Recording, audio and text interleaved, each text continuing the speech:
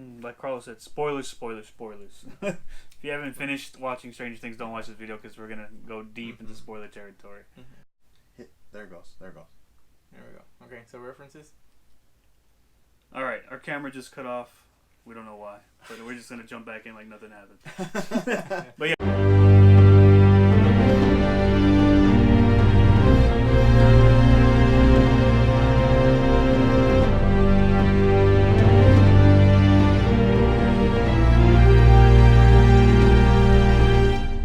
What's up, guys? Welcome back to another episode of the... We're here with another review for you guys. This time, Stranger Things Season 3. Let's jump right in. What did you guys think? Let's start with the negative, as we always do. Okay. Go. Juan. I don't know. Billy was kind of right on the nose. I feel like, I mean, this I like the season. I feel like it's a little repetitive, but at the same time, you kind of have to be because it just focuses on one thing, and that one main focus, they try to make the story happen, and that's how I feel like that's how it happens. But at the end of the day, it focuses on the same thing, and the story goes along the same area. But I feel like Billy was kind of just there. Yeah, he was like the main bad guy, but it's like what was his main point? You know, try to recruit people. I don't know. Something's wrong with Billy, in my opinion. That's about it. Carlos? Alright, so for me, I think that the worst part was the repetitiveness of Season 2 and Season 3.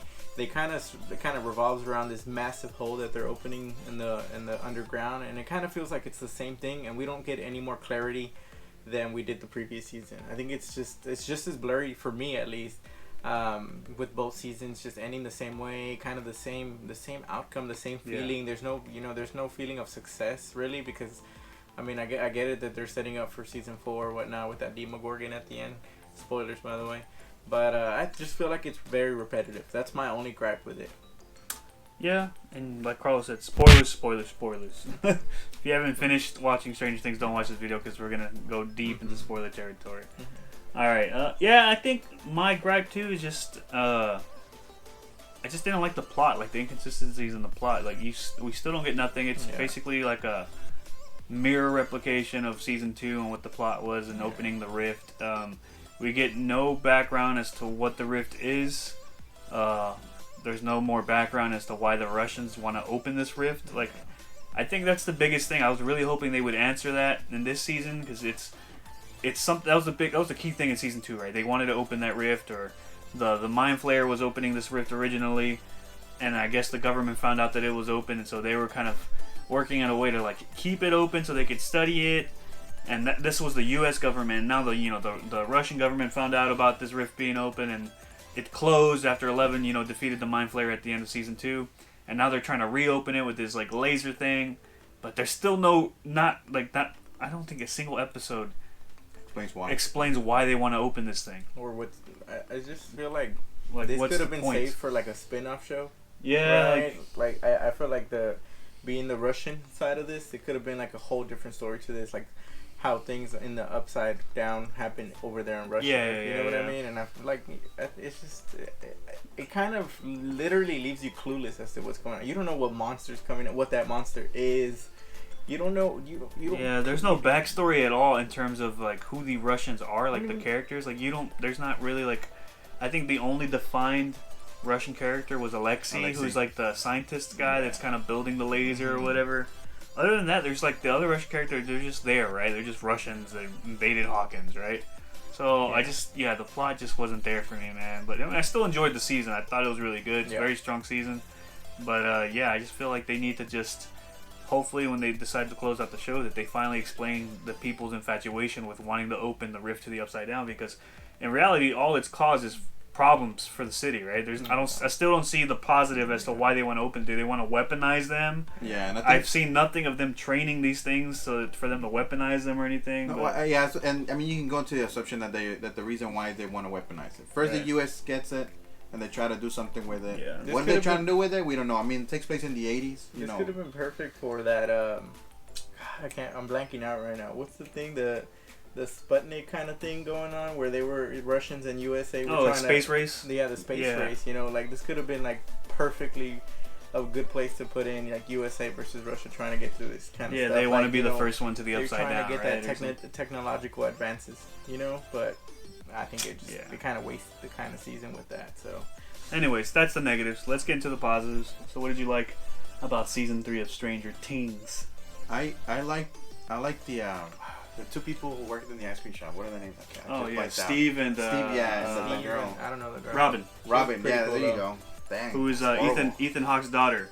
If And you didn't know, yeah. her name's Maya Hawke. She's actually very good. This is like her breakthrough role. So Yeah. she did a really good She was job. awesome. I really liked them. I mean, their chemistry was up there. I mean, it was really cool. It was Scoop one, Squad. Yeah, it was one of the most interesting things out of the whole show because when we get a new character, she was kind of introduced in the last season, I think. I don't remember, but it's sort of a new character, and then her take in the story it's really good, you know. Plus, you know, it's the first gay character out there, or whatever. Yeah. But besides the point, you know, the chemistry for them was great. It was great. The funny scenes were funny. Everything was good. It was good. I really liked them. I thought that was good. Yeah, they were really cool. I think. There it goes. There we go. Okay, so references. All right, our camera just cut off. We don't know why, but we're just gonna jump back in like nothing happened. But yeah, the show made a lot of references to very popular movies that we know now today, that came out like in the 90s and stuff. Mm-hmm. Like Back to the Future. Like Back to the Future was referenced. Terminator was referenced. Austin Powers was in there with Yeah. that hallway that they had in Yeah. the basement. It felt like they were infiltrating. Yeah, Just like honestly, there was a lot of callbacks to Austin Powers, and I mean not Austin Powers, to Terminator and Arnold Schwarzenegger with the big muscly Russian dude who was even dressed just like how Terminator was kind of I dressed. thought it was him, man. Yeah, honestly, it does kind of look like Arnold Schwarzenegger, and he's had like the way he carried himself, like didn't really say much, and he just walked really solid. Yeah. And so like he dude was stacked. Yeah. But That was cool. also I really liked how the characters developed now that they're older. Sort of Will is kind of like still trying to stick with his childhood, and he kind of wants to just still do the way that they used to do things now, but everything they've been through is sort of complicated things, like with the introduction of 11 and the Demogorgons that they face and the Upside Down. Like he still wants to have, like, experience his childhood, and the other guys are worried about having girlfriends or growing up. Mike's having complications with L, and then what's his name? Lucas. Lucas is having complications with Max. Yeah. And I really like the dynamic between Elle and Max, like really bonding together and like just being girls. Something to add on to that was also Hopper being a dad. Yeah, Hopper being a dad. Was pretty awesome. Like having them leave the door open when they're kissing and stuff. 3 inches. 3 inches, you know? That was like, it was real 3 awesome. seasons, and that dude kills the role every single time. He's really good as the good, chief, man. And then his shirt, that Night Runner shirt, man. From JCPenney? Yeah, man. Oh, that shirt was yeah. Cutting edge. He said it was cutting edge. That was an awesome shirt, man. And then I think I really liked Erica, Lucas's little sister. She was like a nice addition to the show with like her like attitude, but she's like a nerd, but she's a nerd with like attitude, like, right? She's like, I know I'm smart, but it doesn't mean I have to be geeky about the whole thing, right? Yeah. So she was really cool. Yeah, the Scoops Ahoy squad, Steve, Robin, Dustin, and Erica, those were good. I mean the dynamic between like how like Dustin came from camp and they kind of like forgot about him, and like they've all kind of separated, right? The first 2 seasons they're like tight, and this third season they're all kind of like split up, right? They're all kind of doing their own thing. It's like the same thing with Will. Yeah, so it's like it's cool just to see that like that development. Yeah, and then Dustin's got a girlfriend, which I really love that scene at the end of it's literally the last episode where he finally reveals that Susie is actually real. Like he's like, oh, I got a girlfriend, I can call her on the radio, and nobody believed her. And then when the very climax, when they needed somebody clutch, Susie's real, and they do like this hilarious ass musical number where they're singing a duet, the song from the Never-Ending Story, which is just hilarious, dude.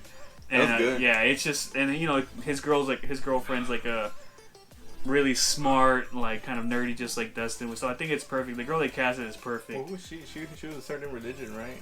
Mormon, I think. Mormon. Yeah, she was Mormon. Something like that. But and she's like really just like smart. Like she knew Planck's constant off the top of her head. So that was really cool. I think the CGI was a lot better. It's really you can tell they put some money into this. The monster, I felt like it was a cheap way to go.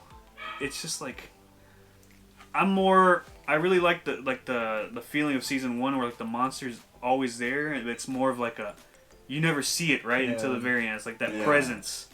This one, it was just like a big reveal at the end, like it finally built up, and then just the monster's huge, and it's like, oh, you have like this kind of like a Michael Bay style ending to the show, right? It's like, oh, explosions. It had a very damage. Yeah, it had a very alien like characteristics, which is kind of weird because I don't consider them really aliens. No, more like humans or what? I don't know, because I mean they're from the upside down, and this guy's feeding on humans. Yeah, and this is what was strange with me, because this one wasn't something that existed already, right? Like the Demodogs and the Demogorgon were things that were already they were creatures already, right? This one was created. So this is something that the Mind Flayer created. So now it's telling me, okay, is the Mind Flayer like the sort of the creator of these creatures? Like, is he the one making them, or is it an already existing world that he just resides in, and these creatures just live there?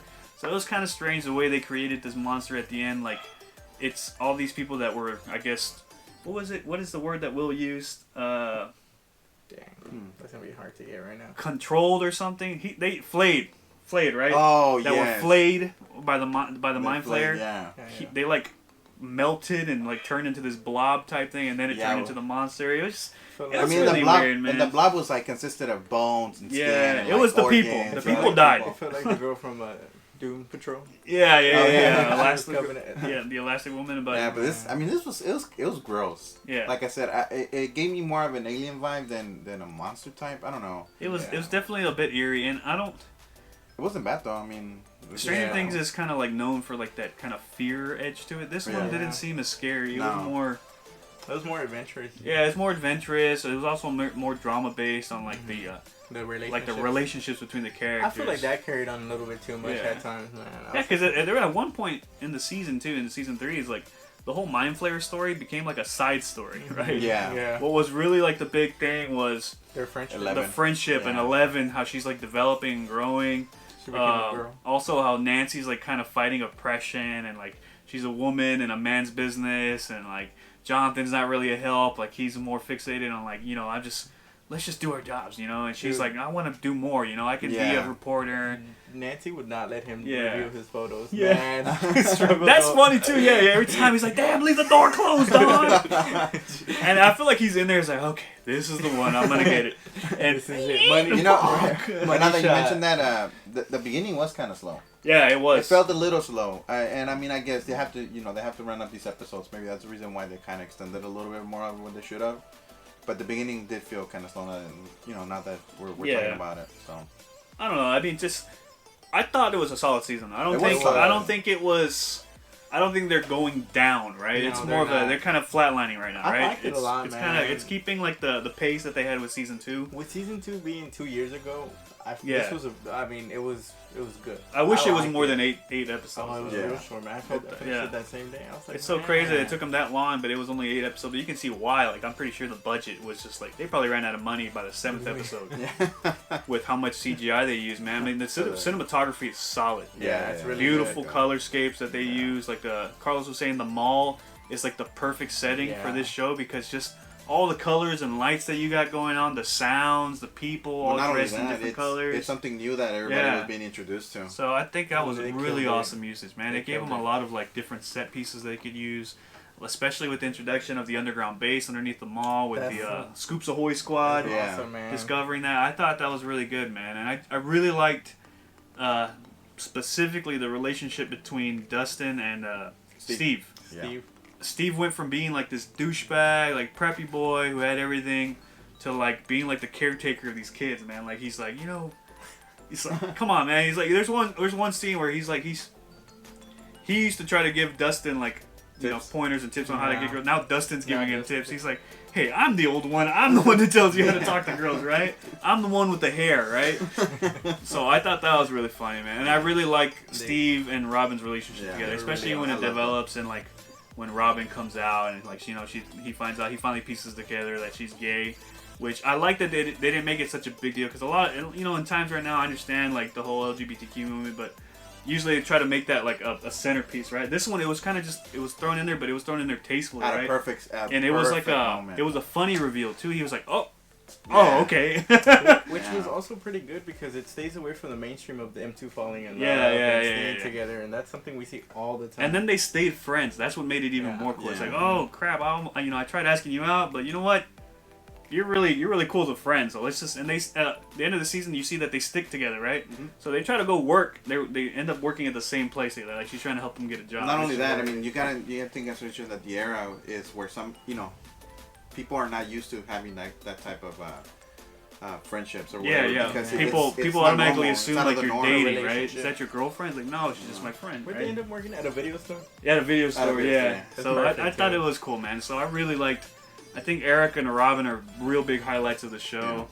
I'm not even gonna lie. I liked Alexi. He was pretty funny at some points where he's getting interrogated. He's like, "I said I wanted a cherry icing, not a strawberry." I was kind of disappointed that he died. I mean, he had to. That was actually sad. Yeah, but I was kind of disappointed. I was like, man, dude, you were starting to get good. Yeah.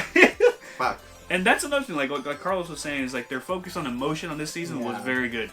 I felt something right at that last episode when we lost Hopper and even when we lost Billy. Yeah. When 11 goes into his mind and sees his memories and you find out why Billy's such an ass. It sucks. It's because his dad treated him like shit. His mom left because of his dad. He never saw his mom again. He met Max when she was little already. It was like he was from his dad's, I guess, other side or other wife or whatever. So it was so tastefully done because you connect with Billy at that moment. You're like, crap. Right before his death, when you're when you judged him prior to it, you're like I was judging him, and then you find out, okay, this dude's like, he's a troubled individual. He's kind of acting out because of what he experienced as a kid, and then he's under control by this fucking monster that's making him do things that he obviously doesn't want to do. Yeah. And that ending scene where he sacrifices himself. He's able to fight back for control because Max is calling out to him, and he sees 11, and 11 tells him, she was beautiful. She starts talking to him about his mother, and that scene is very it's a happy fucking moment sad. for him. He starts crying while he's still under control. So you see Billy's kind of taking control back. That did kill that. Yeah, that man, scene he right did there. so good. And then he came back and he held the monster off, and he's over here getting eaten and stuff. It was intense because he was protecting 11.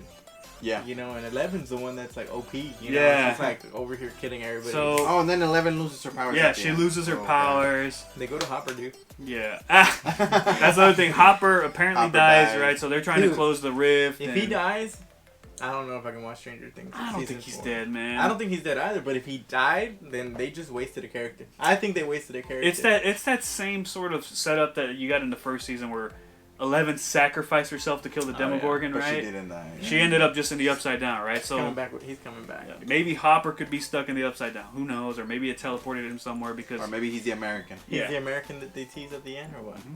Who knows? I mean, that thing, and there's no reference as to what that can be, right? No, well, I mean, the thing is that the Russian Schwarzenegger, he kept calling Hopper the American. Yeah. So it's like a small reference towards the fact that if they're calling him the American, it could be Hopper. I mean, that's the only thing that we've gone so far. You heard it here, 100%. 100%. Whapoosh exclusive, baby. That's Chief Hopper. So, but yeah, that's the only thing I got from the whole thing. I don't know. He's not dead. No. He's not dead? No? I don't think so. I think he'll come back. We didn't see him die. I think he's a key piece to the story, right? So I really see him coming back.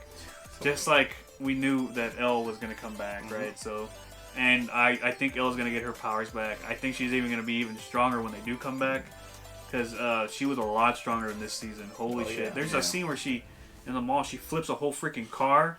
And there's even one where she blows freaking Billy through a building of bricks, dude. And I was like, oh shit. She tore the flame. What's the other? Yeah, the monster, whatever the hell. She got strong at the end of season 2. Yeah. When she was doing all that.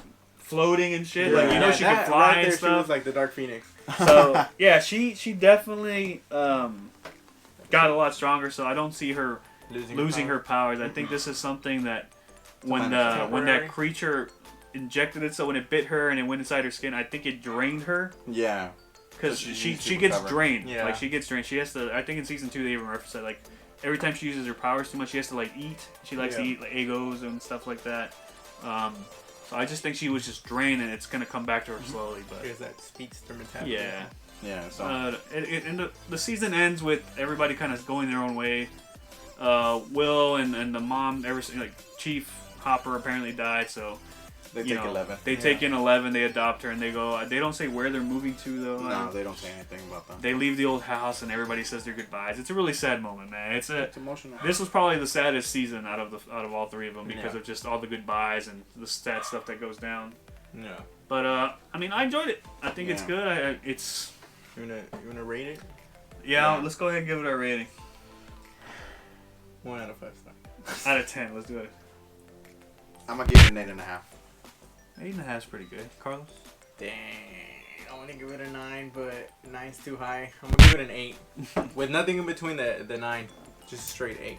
I'm going to give it an 8.5 out of 10. I think it was solid, man. I really like it. I love that world they created. The music, the style, the cinematography. So, did they have a new intro too?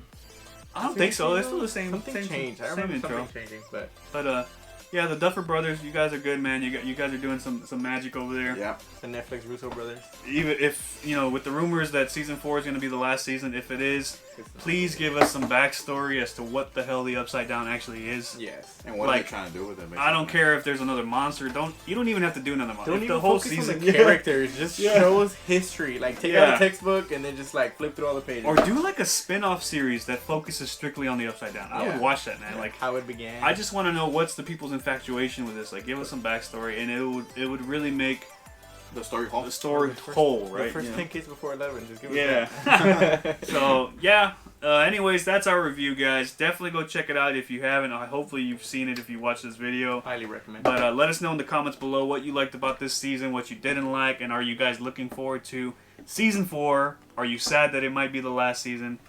I'm not really sad. I think it'll be a good closing. I hope we get the info that we're asking for. It's just hopefully it's not a Game of Thrones closing. Yeah. Let's put it like that. Let's not get that Game of Thrones anymore. Please. But yeah, be sure to check it out. As always, be sure to like, share, and subscribe. We'll see you guys next time. Later.